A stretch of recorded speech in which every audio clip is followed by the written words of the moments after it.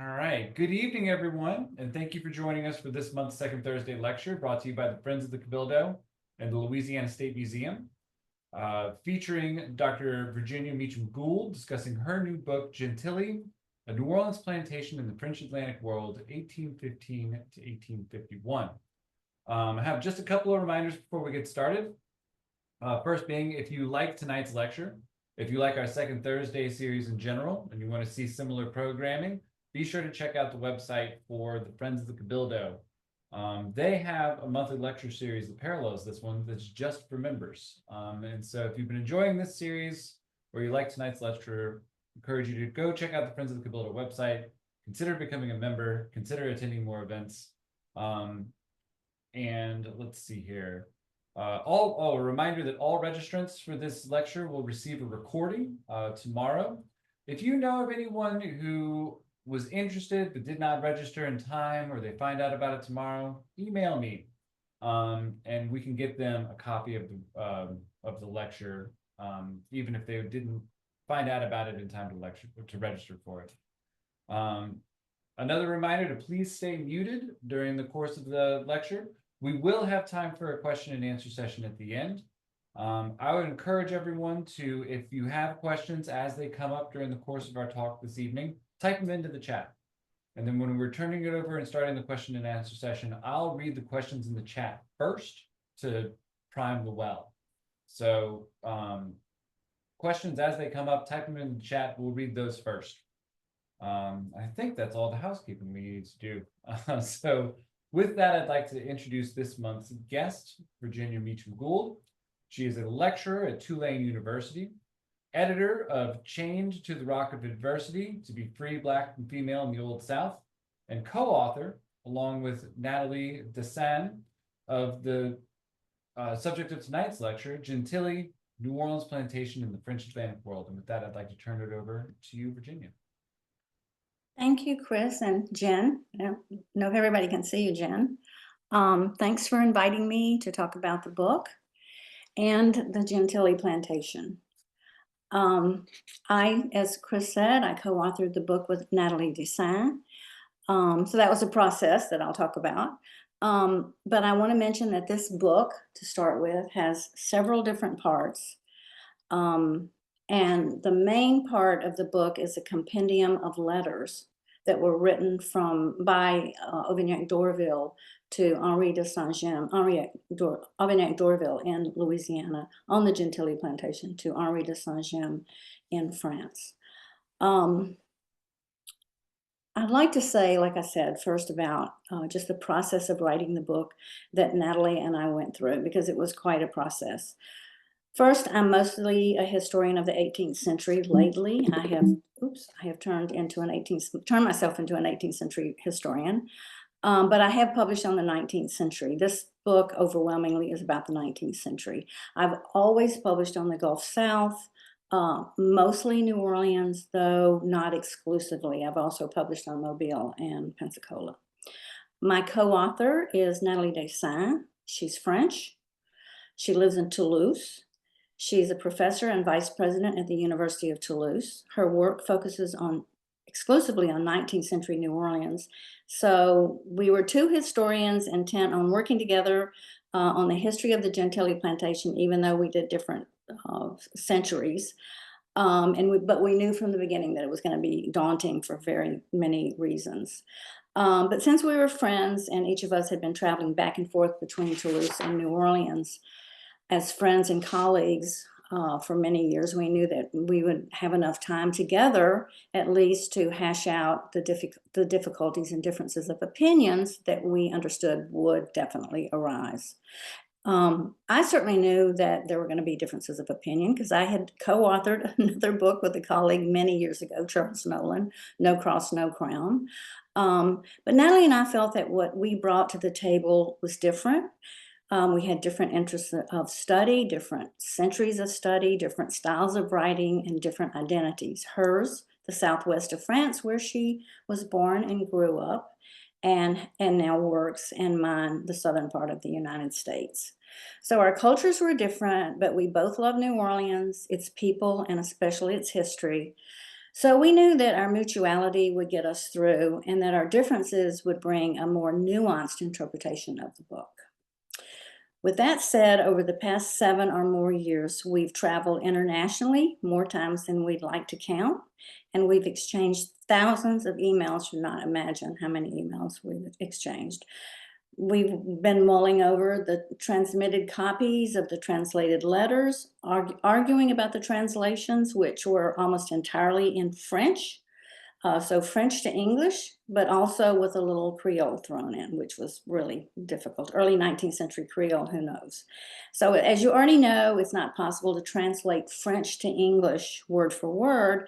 So even if you're translating something written today, like Le Monde, the newspaper, it would take some thinking. And we were translating early 19th century documents, so we often had to grapple with every word, every sentence, and everything and what it meant. And sometimes what a French phrase or sentence would mean to us, which mean to me, a native English speaker with a reasonable ability to read French, that would be different than what it would mean to Nathalie, a native French speaker with excellent English skills. She usually won the arguments that popped up. I usually gave in. So it seemed reasonable that she would have a better sense of what was written in these letters. So the process was long and complicated and not helped by the fact that the writer of the letters was a very poorly educated New Orleanian, which made it even more complicated. Aubignac d'Orville admitted in one of the letters that he had very little education. He didn't really know about spelling very much. He didn't know about punctuation very much. He got better as the years went along, but it was very complicated. Though mainly our goal was to stay as close to the original meaning of each of the thoughts that he expressed in his letters, to make sure that each one of his thoughts made sense within the general context of what he was writing about. When Nathalie and I started this project, we intended to simply publish the letters since they were such a rich resource of life on a plantation. However, as we made our way through the letters, we began to wonder about the history of the plantation, which I guess is natural since we're both historians. So the letter started in 1818, and we were just, okay, so what happened before 1818? So first we searched through the secondary resources looking for anything that we could find about Gentilly, about the Gentilly plantation, about the people who owned it, but we didn't really find anything. Then we began to search through the local archives, which gave us a broad sense of the history of the plantation. So as we looked through the resources, we began to ask ourselves how far back the plantation dated, when was it founded, how did its place, its location near New Orleans influence it, how many hands had it passed through, or put another way, how many times had it been sold, how did it differ from monocrop plantations where they were planting either sugar or cotton, mostly in Louisiana, and how that varied over time. How should we think about the slaves on this particular plantation? Did it matter that they lived and labored close to the city? Could we follow them across time and place? What were the crops and how did they change from the 18th century and early 18th century to the 19th century?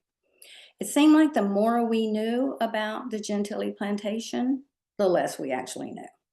So as we worked in the archives trying to answer these questions that would put the plantation in its proper time and place, we had our first oh wow moment. That was when we discovered that the plantation dated back to the early 1720s and that it had been passed down from generation to generation of one family, the Drew family, until it was sold to John McDonough in 1850. In short, it stayed within the founding family and their offspring for a century and a quarter. Discovering that the plantation had a long history that dated back to the days of Bienville, we both felt like we were inspired to position its story within the ever-changing social, cultural, economic, and political changes. So basically 125 years, that's the changes that swept across the Atlantic world, So that was kind of where we were thinking. So we were wondering if we decided that we had to do it that way, that we had to add that to the letters, or did it just decide it for us? But since we were historians, could we just publish the letters sort of in isolation? So obviously we didn't. So I hope that explains the long and detailed introduction that is in the book, simply entitled The History. Uh, that part of the book actually took longer to research and write than the letters and all the footnotes that went with them. So we answered some of the questions we had about the plantation, but not all of them. In fact, there were some questions that we never could answer. But what we did discover was that the plantation was founded in the early 1720s by Pierre and Mathurin Dreux, two French brothers from the Midi in France. It has been said, not everybody agrees with this, but I do. It's been said that Pierre Dreux helped Bienville clear the cane for the establishment of the little settlement. So he was there basically from the beginning. And so the little settlement, such as it was. So he was there chopping the cane with Bienville and two other people. So at that point, when you think about New Orleans, think muddy, mosquito-ridden, stinky, with ramshackle sort of cabins on it. Though the Gentilly plantation was founded in the very first years of the settlement of New Orleans, it was not the Dreux' first property, nor was it their first plantation. So as you can see, we not only did a history of the letters, the history of the plantation, but we also ended up doing a history of these two brothers. Before Gentilly, Pierre and Mathurin owned property on Bayou St. John. They also owned a townhouse on the levee. And sort of, it makes me think that they owned that property because Pierre was somewhat close to Bienville if he was there chopping the cane down to found the city. And so the little townhouse was on the waterfront of the Mississippi River. And so we're talking about this, you can find this in the 1721 census. That their first plantation was not the Gentilly plantation. The first plantation that the Dreux owned was located downriver from the little settlement of New Orleans. It appears to me that their first plantation was located where Esplanade Street is now. That plantation was dubbed La Brasserie because they established a brewery on it. So the first in New Orleans, which makes me think that maybe it was the predecessor of Bourbon Street. They also produced baked goods, bread, and galette at La Brasserie. So they evidently had a bakery in there. We know that they were importing wheat from upriver, from sort of the Illinois country. So they were using that to make baked goods for the settlers and the sailors that came into the little port. Next, the brothers began to clear and cultivate and I'm going to say this in quotes, the wilderness, that stretch of land that lay behind their plantation, La Brasserie. I say the wilderness because the land behind the brewery was mostly low-lying and swampy, though it did have a ridge of land that had been deposited by Bayou Sauvage, which today is mostly known as Bayou Gentilly. The ridges deposited by the bayous in the area, so there's that and Bayou Metairie, and there's another one I can think of today. So those ridges that were deposited by the bayous were wide enough to either have a whole settlement or different plantations. And since they were riverine soil, they were very fertile. So in the earliest years, the Gentilly concession stretched from Lake Pontchartrain to the back of the concessions that lay downriver to the town.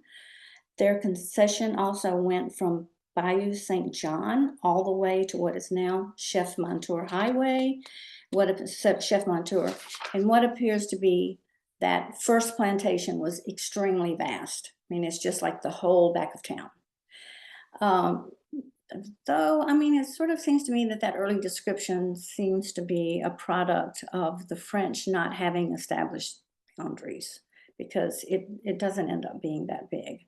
By the early 1730s, Mathurin Dreux was living on the Gentilly plantation that he had named Gentilly, and as far as we never could find out why he named it that.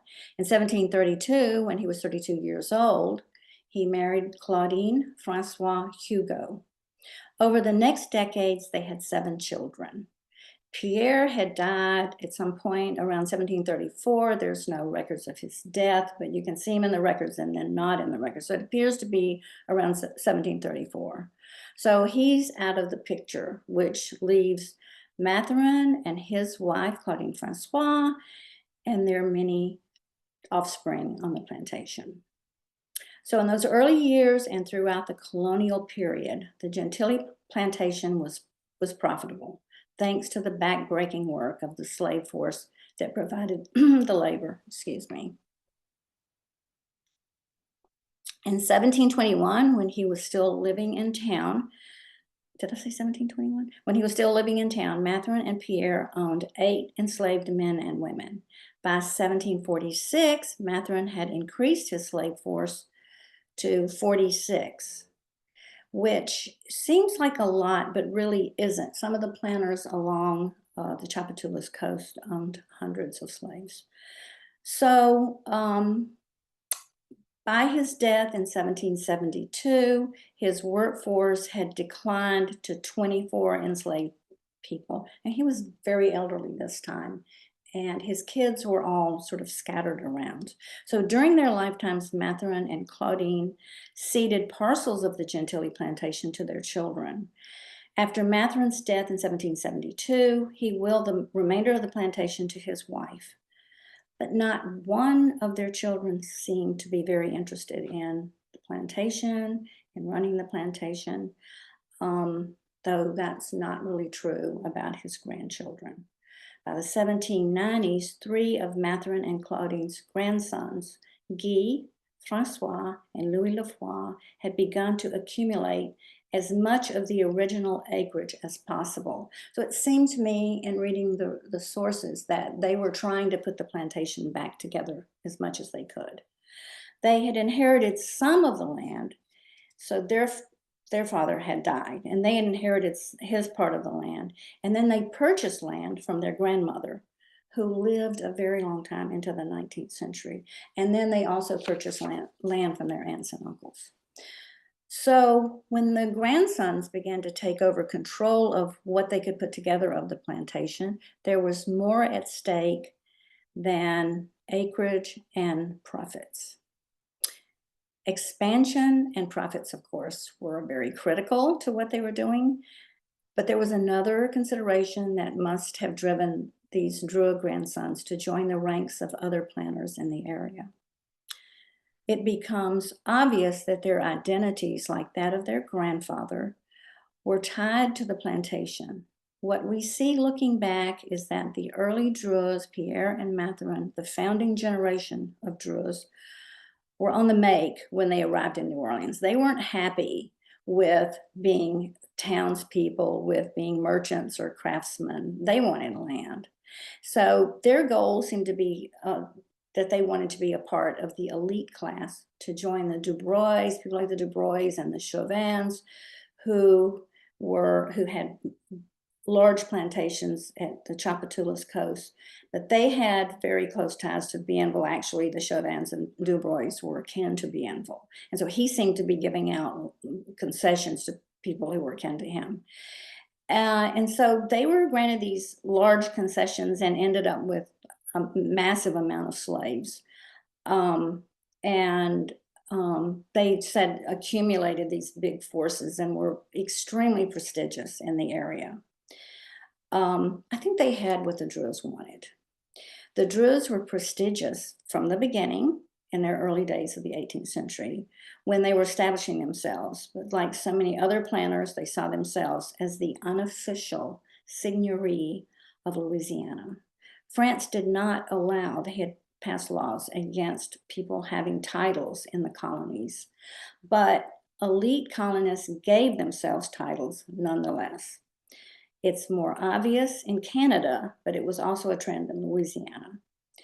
There, colonists indicate their elevated status by adding Sir and then another name to their their normal names. So it was a tradition that continued, weirdly enough, into the 19th century. For instance, early in colonial New Orleans, Mathurin became Mathurin Dreux Sieur de Gentilly, Sieur de Gentilly.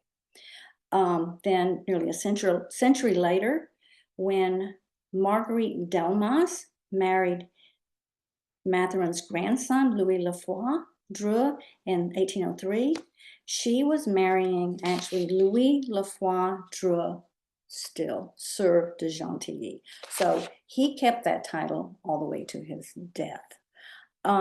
So at the time that Marguerite and Louis Lefroy were married, Louisiana was literally 2 weeks away from becoming a territory of the United States, which makes me wonder what the Anglos that were streaming into the area were thinking when they encountered Creoles walking around with these self-imposed titles. So at the same time that Louisiana was experiencing consequential changes just after the turn of the century, of the 19th century, the Louis Lefroy Dreux family was experiencing its own dramas. Louis Lefroy, Sieur de Gentilly, died a few years after his marriage. He had 2 children before he died. His widow, Marguerite, and her children inherited his segment of the Gentilly plantation. So his wife and his 2 children inherit his part of the plantation, which means that for his children anyway, the plantation continues in the Dreux family. One of the sections, so by that time, what Louis Lefroy owned was in 2 sections, 2 pieces. One of the sections was located about 4.5 miles from New Orleans. So I've tracked it, and it's on the New Orleans side of Dillard. So it had, so in his estate, the notary noted that he had, on one of the plantations, he had 30 to 32 arpents of land located on each side of the bayou. It included the original plantation house. So that was where the Dreux had lived from the 1730s. It also had a kitchen, a dovecote, a cowshed, 11 cabins, and a building for carts. The original house was described as the ramshackled master's house.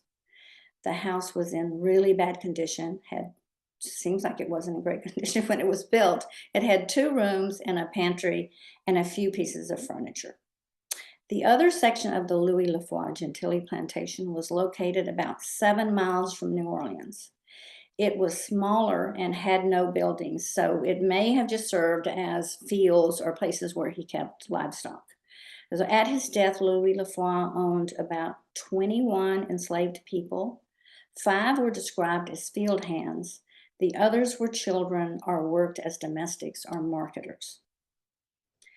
A mere 2 years after the death of her husband, a discreet 2 years, I think, Marguerite married Henri de Saint-Gemme, a man who had served as godfather to her son. Clearly, Louis Lefroy and Henri de Saint-Gemme were close as business associates or friends. It seems like they were friends, but it's really hard to know from the records. It's impossible to tell. In 1818, 2 years after their marriage, Saint-Gemme, his new wife Marguerite, and her 2 children made preparations to leave Louisiana for France permanently, and they never did return even for a visit. They were headed for the Saint-Gemme Chateau in the little village of Bagan, near Saint-Gaudens in the southwest of France, which is not very far from Toulouse. But just days before they boarded their ship, Saint-Gemme hired Aubignac d'Orville to manage his plantation, which he did for the next 37 years. As a part of his obligations to manage the plantation, he was obligated to report on it. D'Orville's first letter to the Saint-Gemmes was dated March 14th, 1818. It was written while the Saint-James were still waiting in New Orleans for their ship to sail, so they hadn't even left. That letter was the first of the compendium of letters that we published in this book. So as D'Orville wrote and wrote and wrote over the next 37 years, he kept Saint-James apprised of the workings of the plantation, of its various crops, its herds, details on its enslaved people, and of course the profits and losses. So for a while we imagined that Marguerite, at this point, Saint-James, was very interested in the slaves because D'Orville would write extensively about individual slaves and about their physical conditions and what they were doing and the children they had. But then as time went on, we weren't so sure that she was really all that interested. If she had been at first, she lost her interest as time went on. So who was this Sauvignon D'Orville? The letter writer, the reporter to Saint-James? Well, he was a French-speaking white New Orleans Creole, a descendant of local officials and planters. But while D'Orville might have spilled buckets of ink over the decades as he wrote to Saint-James about the plantation and practically everything else, for the most part, he remains a mystery. During the 37 years that he wrote his letters, he rarely wrote about himself, which was disappointing to us as he had much to say about the locals, about people like his friends, Saint-James' friends, but more likely family members of Saint-James. Occasionally he mentioned his own family members, but maybe once.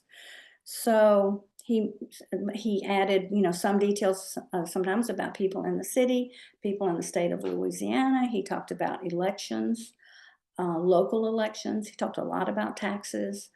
So those kinds of things. His letters wandered all over the place. But so for the most part, what we know about D'Orville, we found in documents scattered around the city. One of the things that we could see in the letters was that during the years he stayed on the plantation, D'Orville grew old and increasingly disheartened or grumpy. We also discovered that he married twice to women of color, but both marriages after he left the plantation and moved to a farm he owned in St. Bernard Parish. We know that he had children by his last wife. We do not know why he never mentioned much about his personal life. We just know that he never really said a word about himself. It was very rare for him to say anything, and if he did, it was a complaint about his physical condition.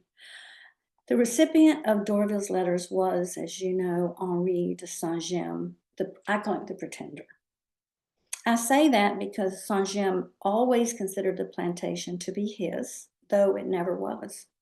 Saint-James was, so let me just add in here that, so Madame Marguerite Dreux Saint-James and her children had inherited the plantation and owned it, even past Saint-James. Saint-James died in 1842, so they owned it until McDonough bought it in 1850.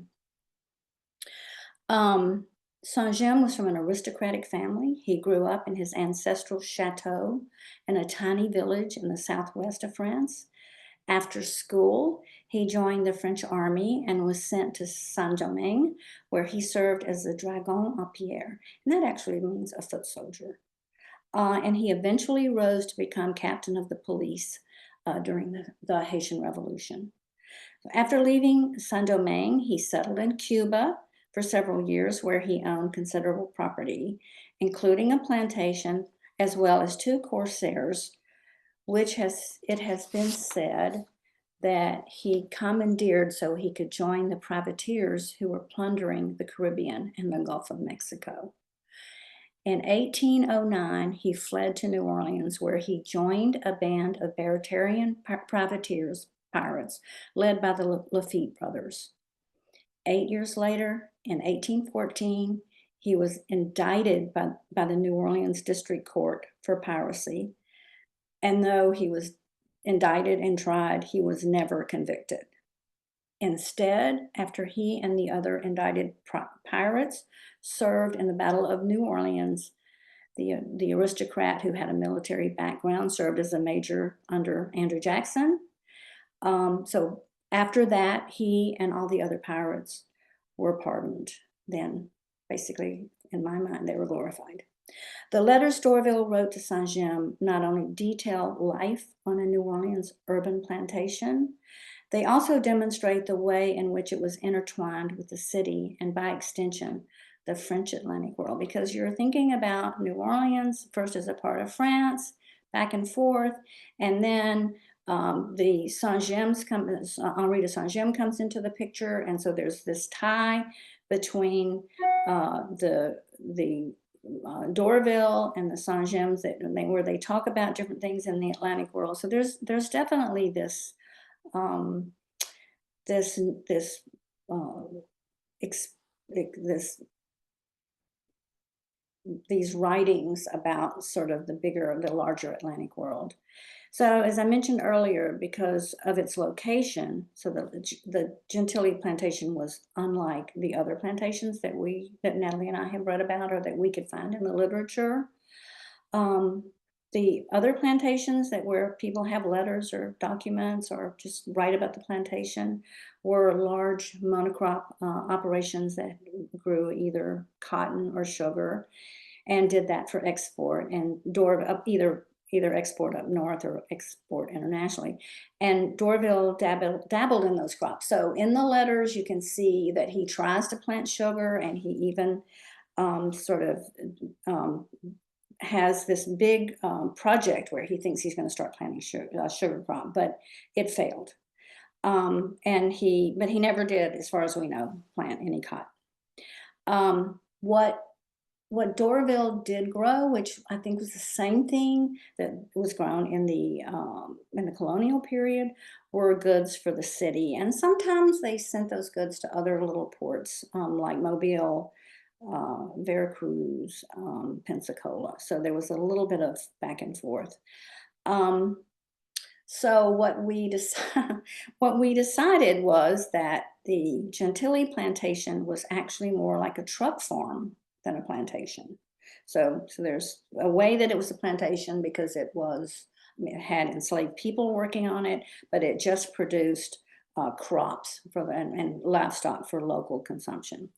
So in fact, slavery on this urban plantation was a curious mix of two types of bondage. In some ways, it was similar to the large sugar and cotton plantations in Louisiana and across the Atlantic world.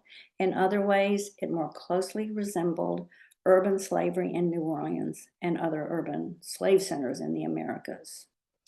The enslaved on monocrop plantations mostly worked in fields and gangs. Their lives were extremely circumscribed and isolated. Urban slaves lived in a melting pot of every type of humanity. They bumped shoulders with whites, free people of African descent, Native Americans, everybody you can imagine. They bumped shoulders with slaves who worked on boats or worked as drivers of carriages or drays. Occupation that allowed them to have some maneuverability. And when you look at slavery in New Orleans, you see like slaves are coming and going, and sometimes they have a pass from their master or mistress, and sometimes they don't. And so there's a lot of maneuverability for slaves in the city. And there was also usually just a few slaves in each household. So these holdings were small. Urban slavery was just very different from slavery on large plantations. So slavery on the Gentilly plantation was a mix of both. Some of the slaves were field hands. They're described as field hands. Others were rented out to planters or merchants, or sometimes they were trained as apprentices. They went into town weekly, if not daily, to sell goods at the market. Products like milk and butter and eggs or other fresh produce like squash and beans, melons, potatoes, plums, oranges, pomegranates, pumpkins, cabbage, lettuce, and hay. And occasionally there was a little bit of sugar. And so these were kind of descriptions of the crops that Auvergne-Dorville was sending, and the profits that they were making that Auvergne-Dorville was sending to Saint-James. Some of the slaves even hunted for the wild game that was abundant in the swampy areas around the cultivated part of the plantation. Um, those who worked as field hands were often also tasked with many other occupations, and we can see in the letters that they came and went. They had some maneuverability. Some of them didn't actually live on the plantation. Some of them were maroons. They had run away. Some of them didn't work at all because they were injured or elderly. Some of them were pregnant and having babies. So there's all kinds of interesting information about the slaves on this particular plantation. One of the things that they did a lot was so the field hands also did, was they cared for the herds of animals. So if you think of like pretty much all the sort of livestock I can think of, so he had chickens and pigs and horses and mules and cattle and oxen and even hunting dogs. And one of the times I was in Bagan, the little village where I was sort of visiting the chateau that Saint-James lived in. Nathalie pointed out the estate where the hunting dogs that had been a part of the Gentilly plantation had come from that exactly estate near Toulouse. So, um, so there's that hunting dog connection, which I thought was incredibly interesting, and who would have thought? They also sent ducks back and forth. Sometimes Auvergne-Dorville would send gumbo. I don't know how he did that, but he said that he did, and things to Madame Saint-James that were produce that they made on the plantation. So one of the things that struck me was the bondspeople who worked on this small plantation had various chores. Some kept them tied to the plantation to some point, but many others sent them back into town. Auvergne-Dorville, as I said, stayed on the plantation until 1850. And 1850, it was sold to John McDonough, who promptly died. So it's tied up in his estate, tied up with the lawsuits that were about his estate.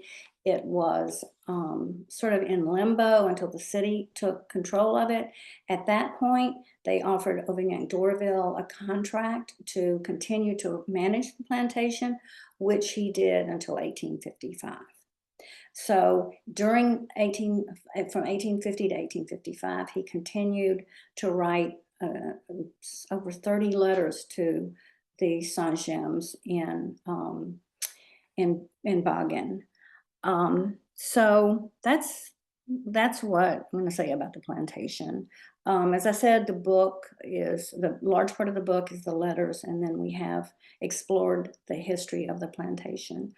But I want to close by saying something about the Saint-James papers, which were passed down through generations of the Saint-James family until they were purchased by the Historic New Orleans Collection. Almost all of the letters compiled in this book were those written by Auvergne-Dorville. So that's a huge part of the collection. Unfortunately, the Historic New Orleans Collection does not have the letters that Saint-James wrote to Dorville. We don't know if they're even extant now. Nathalie has contacted the last living known descendant of the family, asking about the letters, but she didn't get anywhere. It was a huge disappointment to us because it would have been so amazing to be able to see both sides of the story. But we did have some information about the Saint-James because sometimes Dorville would talk about, in his letters, he would write about what Saint-James had said in his last letter. So we did get some sense of what was going on in France. We can only hope that those letters will eventually turn up, because we both are very anxious to know sort of what was going on in France while we were looking at what was going on in this little plantation outside of New Orleans. So thank you. All right, thank you very much. You touched on a lot of different things, and I'm sure that there No, are sorry. questions percolating in the audience, but this is really interesting. And a really interesting perspective. Especially that, this project was co-authored between you and a French scholar, and it's based largely on this exchange of letters between someone who's living on the outskirts of New Orleans and someone who's living in France, which is really, Crazy, actually. yeah, really funny collaboration, both in both centuries.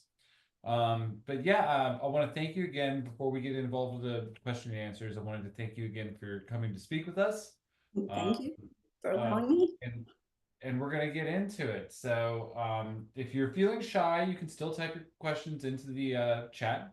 But I had a couple of things to get us kicked off here, which was so you mentioned that this treasure trove of letters was at the Historic New Orleans collection. Correct. Um, and you talked a little bit about the beginning process of working together to figure out how to translate these and the hurdles that you had of dealing with the fact that we're not only dealing with like early 19th century Creole lingo, but at the same time, like it's the main writer at that point was not educated, so you're dealing with creative spellings, creative grammar, creative punctuations. But I wanted to go back just for a moment, just to the very beginning, like when you found the letters, how did you connect and decide that when in that very first iteration where you said, well, we just need to translate these? How did you come across the letters, and how did you and Nathalie connect? Well, as I said, Natalie and I have been friends for, I don't know, a couple of decades, I suppose. And she always comes to New Orleans in the summer with either her mother or her husband, and stays for 2 or 3 weeks. And then I would go to Toulouse and visit her. And so her work has been somewhat based on the Saint-Gem papers from the very beginning of her work. So she was using the Saint-Gem papers. I was familiar with them. I had looked at them. I had used them. I had a friend, Paul Chance, who had read them and used them in his work. And so I was familiar with the letters and, who wrote who and what it was all about, because they were talked about a lot.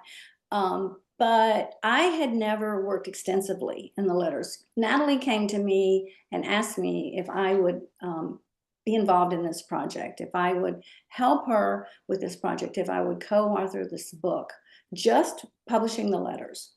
And so I actually didn't think at first that it was really a great idea, because I wasn't that familiar with the letters and I was doing something else. But she kind of pressed, and so I finally agreed that, yeah, okay, fine, let's just get these letters transcribed, translated. And honestly, she was the one that did most of the translation. I did some of the translation, and I checked what she had done, because she's not a native English speaker. So there was that time when we had, and I did some of the letters, when we had the letters translated and transcribed, but the translations didn't make perfect sense to me in English. And so one of my big jobs was to go through and make sure that we discussed what he was writing, what she had translated, but how it was best put in English. So that's kind of how we started with the project. And like I said, it was just going to be the letters. But I was working in the 18th century, and I got extremely interested in what happened before 1818, when Dorville, I mean, it was a complete blank. People had used these letters to publish with. They were extensively cited.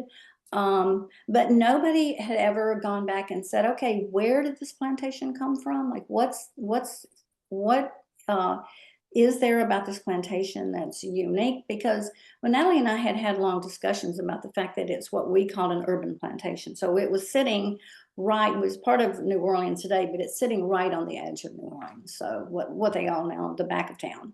And so I became, and I'm in New Orleans with all the sources. So I became sort of obsessed with what happened with this plantation. Where did it come from? How, could it be possible to go back and look and see how this plantation evolved over the 18th century? So, and actually, that took longer. That part of it, the book, which is called The History, took longer than translating the letters and transcribing and translating the letters. So it became a much bigger project, which I guess is probably normal. And I felt like I was kind of drug along into the history of it. So because I couldn't let it go. I had to know where this plantation came from. And I became more and more fascinated as I discovered that it stayed in the same family until it was sold in 1850. Yeah, and I think that based on everything you've mentioned so far, that this using the term urban makes a lot of sense because we are on the periphery of a rapidly growing city. Mhm. And then there's two things that I want to circle back to, like when you made, planting a seed for later. That I didn't mean to do that. We're talking about the truck farm model. But then also, so I have my own question about the experience of urban enslavement. But I want to first read a question from the audience. Um, how extensive and expansive was plantation life in urban New Orleans? Did enslaved people have a life beyond their respective plantations? And are there historical photographs of historical plantations? I'm not really sure that I heard A all. couple different questions there, but I'll tell you if it's okay with this audience member. This goes right in line with what my question was. So when we're thinking about urban enslavement, you mentioned about the protocols and logistics that would define this kind of existence, where this is something that's crazy to think about, in that you would have a commute to your forced labor, which is I feel like it's something really interesting to think about. So you mentioned like having a pass and like the burden of like proving that you were where you were supposed to be and you're commuting to this work. So I guess the audience member's question is talking about like, well, how many other plantations were like this kind of on the periphery of the city? And how much of a enslaved workforce is there that's not domiciled on the plantation? If they're living in town, where are they living? Do they have to report to a jail or a pen in the evening? Are they given some sort of other accommodations in town, and then they have to commute out to the fields? Okay, so first of all, there were other plantations. The Marigny plantation, there was one in what's now St. Mary's. There were other little plantations around the edge of the city. We don't know anything about them, and they didn't really leave any records that we could find. And so I'm sort of assuming that they were sort of smaller plantations. So I'm sort of assuming they were doing the same thing. So this wasn't the only one in the world that was like this. I think there were probably a lot of them. There are just no records of them. So what's unique about this is that we know what went on this plantation on the edge of the city. Most of the other little plantations that were around the city were sold sort of in the early 19th century and turned into subdivisions. So they were gone pretty early.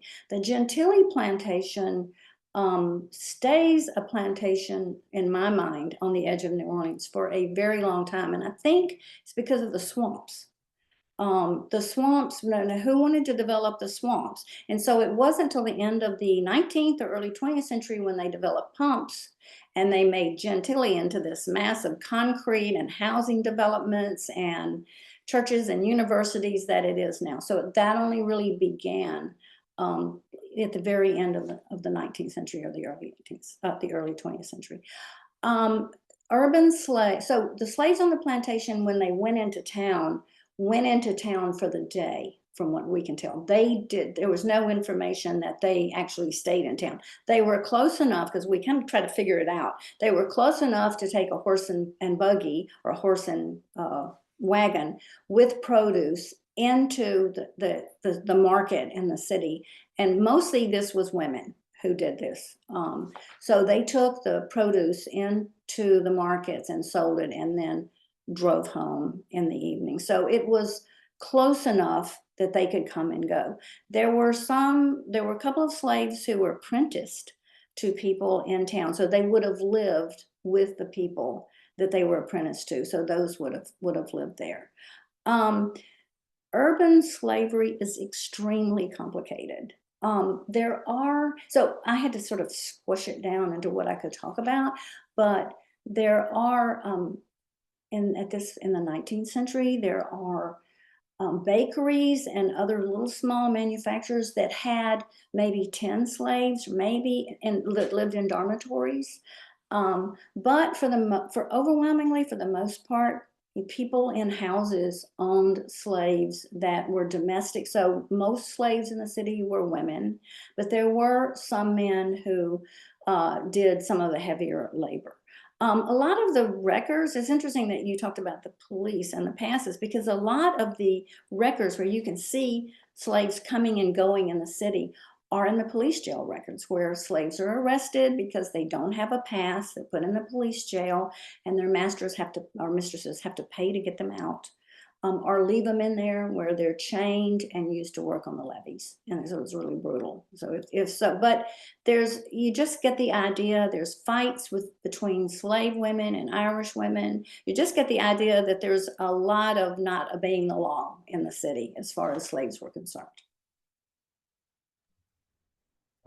Yeah, Chaos is kind of the way it's not as controlled as what's on the plantation. right, right. And yes, that's very, I mean, there's so many complexities in the fact that you're in a big growing city. Like people are going to find a way to actually get through life. And sort of related, we have another question from the audience, speaking specifically about absentee ownership. So you mentioned that there was not just the letters, but some goods sent back and forth between New Orleans and France. How did Dorville transfer profits from Gentilly to Saint-Gem? And was Gentilly financially profitable? Great questions. Well, there were ducks, and so dogs came from France. Cotton and sugar and other products like that went to Saint-Gem through factors that were in New Orleans, and then were in like Bordeaux or somewhere, where they would then transfer them to the Saint-Gem family. I don't know, at some point he mentioned sending gumbo, which we never could quite figure out how in the world he could do that. Ducks that died on the ship. So there was some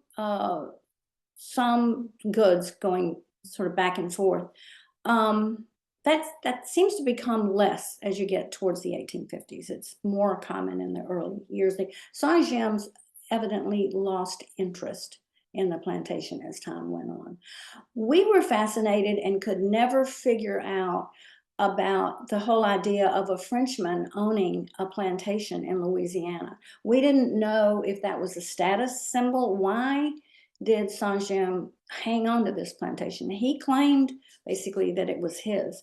And Dorville kind of kept reminding him that it wasn't his, and he needed to get the paperwork straightened out about the ownership of it, which he never did because he died in 1842. What was the other part of that question? Oh, was it profitable? Profitability. Yeah. There was profit. There wasn't a lot of profit. I don't think the Saint-Gems lived on the profits from this plantation.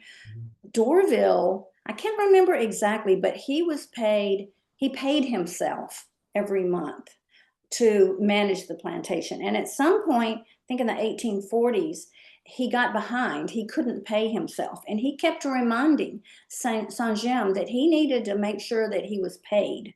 And so there's all this discussion that goes back and forth about the funds. How the funds were transferred is Dorville would go to a bank or a factor in New Orleans, and they would they would take the cash that he was giving them, and they would transfer it to some kind of bill, which we don't know and never really could understand what was happening with that. And there was an exchange rate that happened at the bank or at the factor, which made Dorville crazy because he wanted to just send the profits that he had to Saint-Gem, but he couldn't. He had to pay maybe 5% interest on what or 5% fee on what he was sending to France. So it was a long, difficult process to just get the funds to Saint-Gem. Yeah, and it's interesting, to mention that it was, vaguely profitable because we're not because you mentioned that it's functioning basically as what we would call a truck farm, providing not so much like a cash crop, but the needs of it's providing for the needs of the city, and it's growing vegetables. And there tends to be pretty tight margins with vegetables. So we have a question from the audience.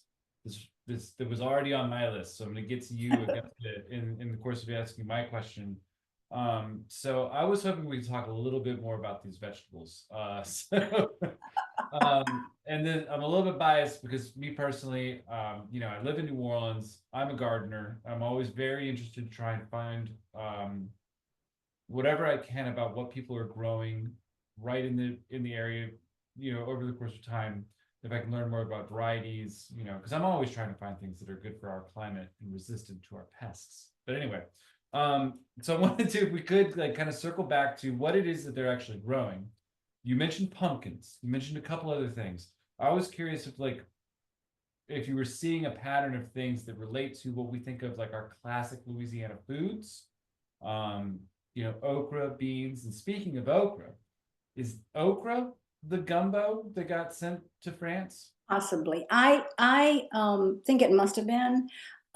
He doesn't mention okra in any of his accounts where he's listing the crops that he's growing and how much he sold, what the profit was, and that kind of thing. So there are pages where he's giving a report that are attached to the letters where, occasionally, not all the time. And by the way, all the letters aren't there. I mean, we don't have everything. So he mentions the crops. The crops change over time. Mostly, they're things that you would think would be grown in Louisiana, in New Orleans. Like, for instance, he just got really into growing sugar. Well, it just didn't work out. And so he really lost a lot of money trying to grow sugar. He did sell a few barrels, but it was never profitable. He planted orange trees at one point in time, and he had a huge orchard of orange trees in one of the plantations. And um, for a while, he seemed to be making a large amount of money, a huge profit on these oranges that he was shipping all over the country. But then there was a freeze and he lost all the orange trees. He lost all the plum trees. So, at different points in time, he would plant different crops. And the ones that you think of as sort of staples that would be grown in the area seem to be mostly always, unless there's a huge flood, they were always good. But the ones that he would try, thinking that he was going to make a lot of money on, generally those would fail eventually.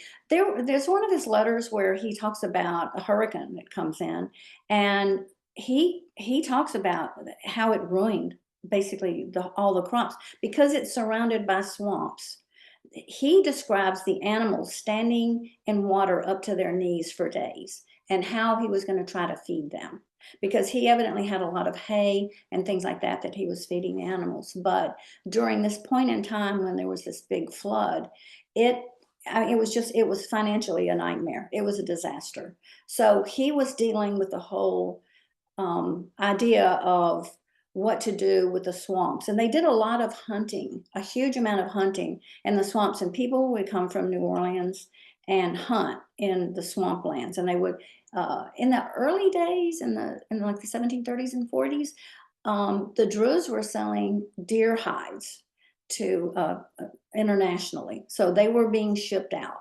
And so, all of that sort of, that you're dealing with a plantation that's got a lot of swamps on it from just all the 125 years of records that we have.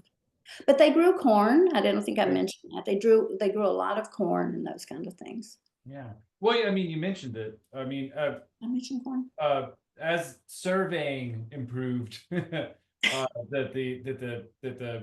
the projection of the boundaries shrank over time. But if we're talking about something that followed the bayou all the way out to the lake, that's a tremendous amount of marshland. Uh, Mhm.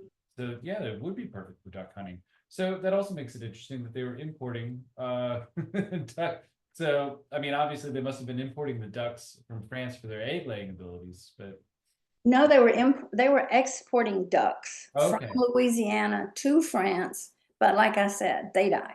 And Oh, so some okay. of the dogs died. And so it's a long passage, and whenever they tried to send animals, it never seemed to work out all that. Oh, I mean, but ducks to France, that seems like a And whole yeah, I almost agree. Newcastle kind of thing. It was, yeah, even I thought even sending special hunting dogs to France, which by the way, um, Aubignac d'Orville began to breed these hunting dogs from France and sell them to people in New Orleans.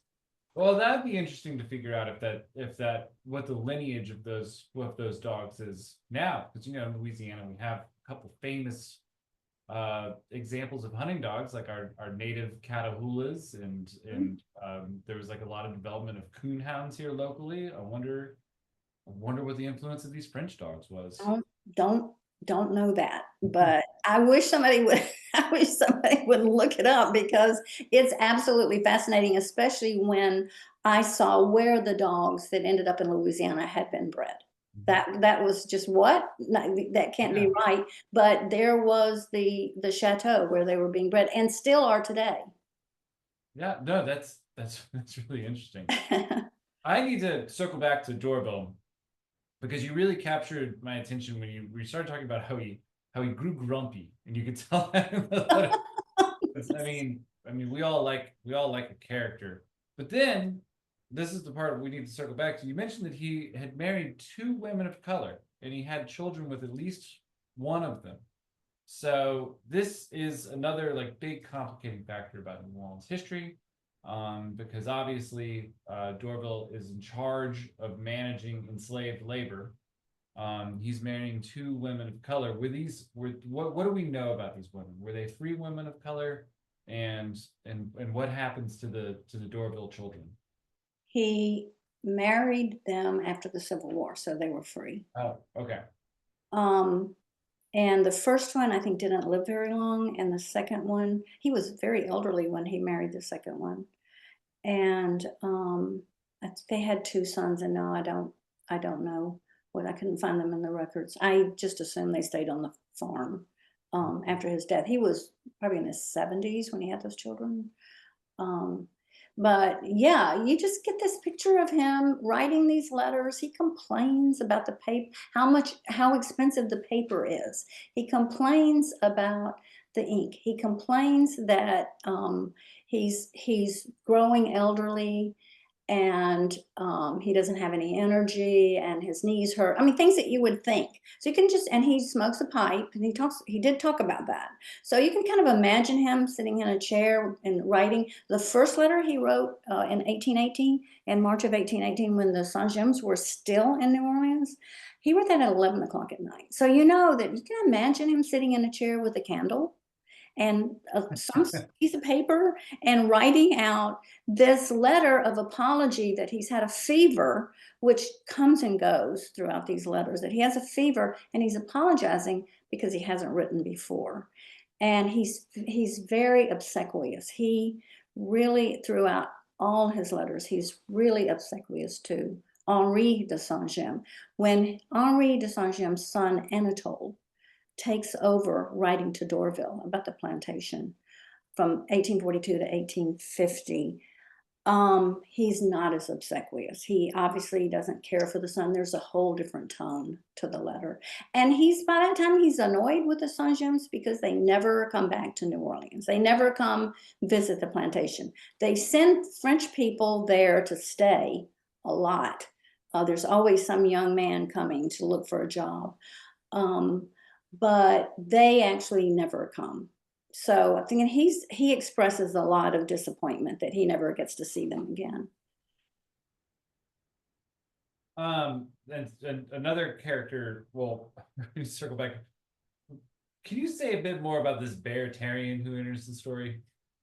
I mean, that's a whole different the pirates. So so I think, and I can't find evidence from this because do pirates leave evidence? I think that the Druze had a critical location back of town to be privateers from when they founded the plantation. There's all this talk about, all these people that are selling goods to the Spanish colonies and that kind of thing, and selling goods behind the government's back. And but nobody's ever really prosecuted for that. But they're in a perfect place. They're near the Indian market, so they're in a perfect place for boats to come and go. So my sense is that, and this is, I don't have any evidence for this, but having looked at the early records and then finding out that that this is a place, the plantation is near all these waterways, so it's a place where boats are coming and going all the time. So my sense is that the Druze were privateers from near the beginning, and then you get Saint-Jim coming in, who knows the Druze. When he comes to New Orleans in 1809, it seems like he already knows them. And so you wonder if he knows them because he's a pirate and they're pirates, that they're also privateering or they're shipping stuff out. And so that's the connection between the Louis Le Foudre, which would have been a long tradition of shipping goods in and out behind anybody's back, and Saint-Jim, who is actually prosecuted as one of the Baratarian pirates, who were all prosecuted. So what was interesting to me was that when the district court failed to prosecute the pirates, the prosecutor swore that he was going to re-prosecute them, that he was bringing them to trial again, that he was convinced that they were all pirates. And there's a lot of them. But then the War of 1812, the Battle of New Orleans happens, and they join in. So then that was the end. I wondered if Saint-Jim went back to France because he knew he might be prosecuted. I don't know. I mean, that's crossed my mind, that he just decided it's best to leave. And not come back. And not come back ever. Yes. He was one of the first ones to be arrested. But I think, and he had a history of privateering in these 2 corsairs that he had captured in the Caribbean. And so my sense is that there's this underlying sense of this privateering that goes on, to me, throughout the whole history of this plantation. But like I said, pirates don't really leave records, so how can you tell? Right, they wouldn't be very good pirates. They wouldn't be very good smugglers if they had, No. yeah, like that's how Capone got in trouble, right? Because he kept a ledger. You know, exactly. I mean, I was thrilled when I found out that Saint-Jim had been prosecuted, because I kind of said to myself, okay, there's evidence that there's this privateering going on in this group that is concerned in these letters in the history of this plantation. It sort of made me feel like I wasn't crazy to think that they were, like you said, smuggling all along, because I kind of think they were. I do think they were. It does make sense. But, so I have a final question from the audience coming in the chat, and I wanted to also tie it up kind of to, if I could tie this audience member's question into the end of the Gentilly plantation. So the audience member's question is talking about if there was any sort of abolitionist sentiment in the city during the period, and if that impacted the plantation being on the periphery of the city. And I wanted to kind of, if I could, build on that a bit, because we talk about, the plantation goes over to McDonough, who then dies right away. But and then that's going to carry us into the period of the Civil War and then emancipation. But were people working on the plantation through via an overseer, or did work stop after the McDonough sale or during the Civil War? D'Orville contracts with the city between 1850 and 1855 to run the plantation. He's not happy. They're not paying him enough. Conditions have evidently deteriorated. I don't think he gets along with the committee that was appointed to run the to hire him to run the plantation. So I don't know. We never could find out what happened to the plantation or the slaves after 1855. And trust me, we dug and dug and dug trying to figure out where did the slaves go after D'Orville left? Did they stay on the plantation? Did somebody else come along and manage it?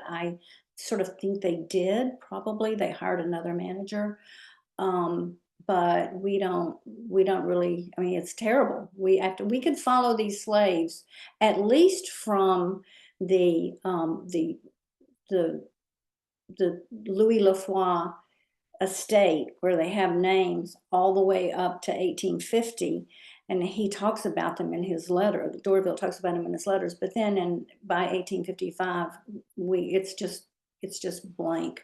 We don't know. Um, we I tried to go down the the path of the McDonough freeing slaves and sending them to Africa, but there was never a mention that the slaves on the Gentilly plantation were sent to Africa by him. So that was another thing that we looked at. What happens to these people? We never could find them, and we searched every record we could think of, and it's a hard thing to find them because you don't have a last name to look in the censuses. So they just got lost to us, and in a really sad way because we thought we were going to be able to follow them. Right, but then you go right into a period of tumult, and poor record keeping. Yeah, I wanted to just add one thing that to me was really daunting and difficult about reading these letters, which was the way Dorville um, forced the women who were of childbearing age to bear children, and that some of them would abort themselves, and some of them would, in his mind, kill their newborn infants, and they wouldn't take care of them. So there's a huge struggle that goes on between the women on the plantation and Dorville, which is really, really difficult to read because he was I think he's pretty violent about the way he treated the women and forced them to have children. Um, it's then he turns around and marries two women of color, so it didn't make sense in my mind. He had no respect for the women and their children. I mean, Yeah, he wanted the children to live because he wanted to replenish his right, boy, because they were life. commodities. So Yeah. that means these letters are really important avenue to something that's uh very much obscured in our history and understanding of this time period, in the coercion that was involved with one of the core tenets of the fact that these people were property and not people. Mhm.